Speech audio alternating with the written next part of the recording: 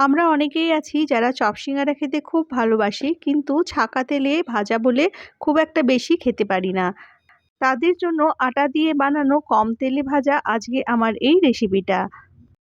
এটা বানানোর জন্য এখানে আমি দুটো বড় সাইজের আলু ছোট টুকরো করে সেদ্ধ করে নিয়েছি। তাড়াতাড়ি সেদ্ধ করার জন্য আলুগুলো ছোট ছোট টুকরো করে নিয়েছি।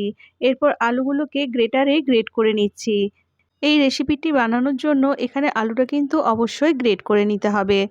এখানে 1 কাপ পরিমাণ আলু গ্রেট করে নিয়েছি। এবার একটা চামচে করে আলুটাকে ভালো করে স্ম্যাশ করে নিচ্ছি।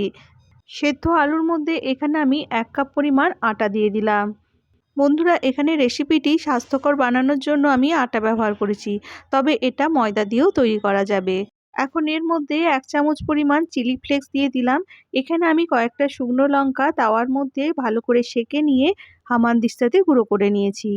এখন এর মধ্যে দিয়ে দিচ্ছি 1 চামচ পরিমাণ নুন, আর এর সঙ্গে দিয়ে দিচ্ছি 1 চামচ পরিমাণ ম্যাগি মশলা। ম্যাগি মশলা দিলে এটার টেস্টটা খুব ভালো লাগে, গন্ধটাও বেশ সুন্দর হয়। আর এর মধ্যে দিয়ে দিচ্ছি 1 চামচ পরিমাণ সাদা তেল। বন্ধুরা, এখানে এইসব জিনিসগুলো দিয়ে আটাটা খুব ভালো করে মেখে নিতে হবে। আটাটা এখানে সেদ্ধ আলুর সঙ্গে খুব ভালো করে মিশিয়ে নিচ্ছি। বন্ধুরা, এখানে আটা মাখাটা একটু শক্ত করে মাখতে হবে। আলু সেদ্ধটার মধ্যে যদি জল বেশি থাকে তাহলে আটার মধ্যে কোনো জল দেওয়ার প্রয়োজন নেই। এখানে আলু সেদ্ধর জল দিয়েই আটাটা ভালো করে মাখা হয়ে যাবে। তবে যদি আটা মাখতে গিয়ে এটা শুকনো শুকনো হয়ে আসে, তখন এর মধ্যে অল্প পরিমাণ জল দিয়ে আটাটা ভালো করে শক্ত করে ঠেসে মাখতে হবে। এখানে আমি আটাটার মধ্যে 1/4 কাপ জল দিয়ে শক্ত করে এটা মেখে নিলাম। আটা মাখাটা কেমন শক্ত হয়েছে আমি এটা আঙুলে করে চেপে দেখিয়ে দিলাম। এখন এই আটা মাখাটাকে বাটি দিয়ে ঢাকা দিয়ে 10 মিনিটের জন্য রেখে দিচ্ছি। এবার পুরটা তৈরি করে নেব। এর জন্য এখানে গাজর গ্রেট করে নিয়েছি, ক্যাপসিকাম ছোট টুকরো করে কেটেছি, আর বাঁধাকপি কুচি করে নিয়েছি। বন্ধুরা, এখানে নিজেদের পছন্দ মতো সবজি তোমরা ব্যবহার করতে পারো। এখন কড়াইয়ের মধ্যে 1 চামচ সাদা তেল গরম করে এর মধ্যে 1/2 চামচ পরিমাণ গোটা জিরে ফোড়ন দিয়ে দিলাম। জিরেটা ভালো করে ভাজা হয়ে গেলে এর মধ্যে গ্রেট করে নেওয়া গাজরটা দিয়ে দিচ্ছি। এরপর এর মধ্যে কুচি করে কাটা বাঁধাকপি দিয়ে দিলাম, আর এর সঙ্গে দিয়ে দিচ্ছি ছোট টুকরো করে কাটা ক্যাপসিকাম। এখন সব সবজিগুলো নাড়াচাড়া করে অল্প একটু ভেজে নেব, যাতে সবজিগুলো একটু নরম হয়ে যায়। বন্ধুরা, এখানে আমি রেসিপিটা একেবারে নিরামিষ তৈরি করছি, তবে তোমরা যদি পেঁয়াজ রসুন খাও, এর মধ্যে অল্প একটু পেঁয়াজ রসুন দিলে এটা খেতে বেশ ভালো লাগবে। কিছুটা কাঁচা লঙ্কা কুচি দিয়ে দিলাম, ঝালটা তোমরা নিজেদের পছন্দ মতো ব্যবহার করবে।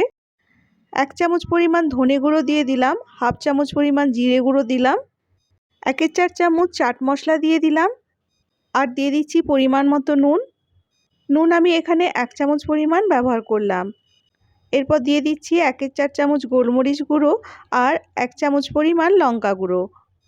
এখন সমস্ত কিছু সবজিটার সঙ্গে ভালো করে নাড়াচাড়া করে মিশিয়ে দিচ্ছি। সবজিটা এখানে বন্ধুরা তৈরি হয়ে এসেছে, অনেকটা নরম হয়ে গেছে। এখন নামানোর আগে সবজিটার মধ্যে কিছুটা পরিমাণ পানির হাতের মধ্যে এইভাবে গুঁড়ো করে দিয়ে দিচ্ছি। এখানে বন্ধুরা তোমরা পানিরটা গ্রেট করেও দিতে পারো, তবে এরকম ছোট ছোট টুকরো করে দিলে এটা খাওয়ার সময় মুখের মধ্যে পানিরটা পড়বে, খেতে ভালো লাগবে। বন্ধুরা, এখানে পানিরটা দেওয়ার পর এর থেকে অল্প একটু জল বেরিয়ে আসবে। এর জন্য এর মধ্যে 1/4 চামচ কর্নফ্লাওয়ার দিয়ে দিলাম। কর্নফ্লাওয়ারটা দিয়ে এটাকে আরও মিনিট খানেকের মতো নাড়াচাড়া করলে এটা তৈরি হয়ে যাবে। এরপর গ্যাসটাকে বন্ধ করে দেব আর সবজিটাকে একেবারে ঠান্ডা করে নেব। 10 মিনিট পর আটা মাখাটা খুলে নিলাম, আর আটা মাখাটাকে দুটো টুকরোতে ভাগ করে নিচ্ছি।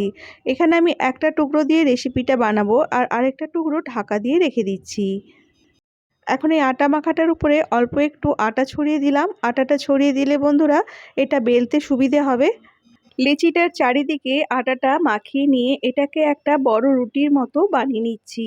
এখানে বন্ধুরা এই রুটিটা একটু মোটা করে বেলতে হবে, খুব একটা বেশি এটা পাতলা হবে না। এখানে আমি তোমাদের দেখিয়ে দিচ্ছি বন্ধুরা, দেখো এটা এরকম মোটা হবে। আলু সেদ্ধ দিয়ে আটাটা মাখার ফলে এর সাইডগুলো ফেটে যাবে, তবে সাইডটা আমি ছুরি দিয়ে এরকম করে কেটে নিচ্ছি। বন্ধুরা, এখানে রুটিটা চৌকো করে কেটে নিতে হবে। চারদিক থেকে এখানে আমি যে অংশগুলো কেটে নিচ্ছি সেগুলো রেখে দেব, এটা পরের রুটিটাতে তৈরি করার সময় ব্যবহার করব। চৌকো শেপ করে কাটা হয়ে গেলে এর উপরে 1/2 চামচ পরিমাণ আটা এইভাবে ছড়িয়ে দিলাম। চামচে করে আটাটা চারিদিকে ভালো করে লাগিয়ে নিচ্ছি। আটাটা এইভাবে লাগানোর ফলে ওপরে যে পুরটা দিচ্ছি এটা রুটিটার গায়ে ভালো করে লেগে থাকবে। এখন রুটিটার উপরে কিছুটা পরিমাণ পুর এইভাবে চারিদিকে ভালো করে ছড়িয়ে দিচ্ছি। পুরটা চারিদিকে সমান করে এইভাবে রাখতে হবে। পুরটা চামচে করে চারিদিকে সমান করে এভাবে ছড়িয়ে নিচ্ছি। এরপর এই পুরটার উপরে আবার হাফ চামচ পরিমাণ আটা ছড়িয়ে দিলাম। এখন রুটিটার একটা সাইড ধরে এটাকে খুব টাইট করে রোল করে নিতে হবে। দেখো বন্ধুরা, একটু ভালো করে লক্ষ্য করো এখানে আমি কিভাবে এটাকে রোল করে নিচ্ছি। রোলটা বানানোর সময় খুব সাবধানে এটা বানাতে হবে বন্ধুরা, না হলে মাঝখানটা ফেটে যেতে পারে। রোলটা এখানে বানানো হয়ে গেছে। হাতের মধ্যে আমি একটু এটাকে রোল করে নিলাম। সাইডগুলোকে একটু চেপে চেপে দিচ্ছি। এখন হাফ চামচ পরিমাণ সাদা তেল এই রোলটার ওপরে ছড়িয়ে দিলাম। এইভাবে এটার উপরে তিলটা ছড়িয়ে দিলে এটা বেশ মুচমুচে খেতে লাগবে আর এর স্বাদটাও ভালো হবে। রোলটার চারিপাশে তিলটা ভালো করে লাগিয়ে নিলাম। এখন একটা ছুরি নিয়ে এই রোলটা মোটা করে কয়েকটা অংশে এইভাবে কেটে নেব। বন্ধুরা, এখানে টুকরোগুলো একটু মোটা করে কাটতে হবে, তাহলে এগুলো একটু বড় সাইজের হবে। এখন একটা টুকরো নিয়ে এটাকে চারিদিক থেকে এভাবে একটু মুখটা চেপে চেপে দিতে হবে, তাহলে ভেতরের যে সবজিটা আছে সেটা আটাটার সঙ্গে ভালো করে লেগে যাবে। চারপাশ থেকে একটু চেপে দিলেই এটা কিন্তু তৈরি হয়ে যাবে। দেখো এখানে একটা রেসিপি তৈরি হয়ে গেছে। এখানে আমি আরেকটা তৈরি করে দেখিয়ে দিচ্ছি। এক একটা টুকরো হাতের মধ্যে নিয়ে সবজিগুলো মাঝখানের মধ্যে রেখে চারিদিক থেকে এটাকে এইভাবে চেপে দিতে হবে। খুব সহজেই দেখবে বন্ধুরা সবজিগুলো আটার সঙ্গে ভালো করে আটকে যাচ্ছে। এই রেসিপিটা ভীষণ সুস্বাদু হয় আর এর মধ্যে অনেক কিছু সবজি আর পনির থাকে বলে এটা খাওয়াও বেশ স্বাস্থ্যকর। আর এটা খেতে এতটাই টেস্টি হয় যে বাচ্চারাও এটা খুব সহজেই খেয়ে ফেলবে। একই রকমভাবে আমি এখানে সবগুলো বানিয়ে নিয়েছি। আর শেষের যে টুকরোগুলো ছিল সেগুলো দিয়ে আমি এরকমভাবে বানিয়ে নিয়েছি। এখন তাওয়ার মধ্যে 1 টেবিল চামচ পরিমাণ সাদা তেল গরম করে এইগুলো একটা একটা করে তাওয়াতে দিয়ে দিচ্ছি। তেলটা এখানে ভালো করে গরম করে মাঝারি আঁচে এই রেসিপিগুলো ভেজে নিতে হবে। বন্ধুরা, এই রেসিপিগুলো একটু চ্যাপ্টা করে বানাতে হবে, তাহলে এটা ভাজার সময় তেলটা কম লাগবে। বেশি মোটা করে বানালে এগুলো ভাজতে একটু বেশি তেল প্রয়োজন হবে। তাই আমি বন্ধুরা এখানে এগুলো একটু পাতলা করে আর চ্যাপ্টা করে বানিয়েছি। একটা সাইড 2 থেকে 3 মিনিট ভেজে নেওয়ার পর এগুলোকে উল্টে দিচ্ছি। এখানে এগুলো ভাজতে প্রায় 4 থেকে 5 মিনিটের মতো সময় লাগবে।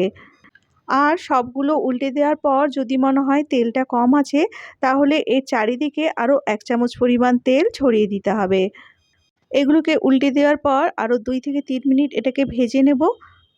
দেখো বন্ধুরা, এগুলো ভাজা হয়ে গেছে, রং চলে এসেছে।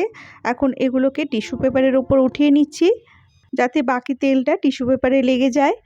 আর বাকি যেগুলো ছিল সেগুলোও আমি তাওয়ার মধ্যে ভাজতে বসিয়ে দিয়েছি। এই রেসিপিগুলো টমেটো সস দিয়ে খেতে বেশ ভালো লাগে, তাই আমি এখানে এটা টমেটো সস দিয়ে পরিবেশন করেছি। আর একটা ভেঙে দেখিয়ে দিচ্ছি, দেখো এটার ভেতরে কেমন হয়েছে। রেসিপিটি ভালো লাগলে বন্ধুরা ভিডিওটায় প্লিজ একটা লাইক করে দিও আর চ্যানেলটা সাবস্ক্রাইব করে আমার পাশে থেকো। চলে আসবো আবার একটা নতুন ভিডিও নিয়ে। আজ তাহলে আসি, টাটা।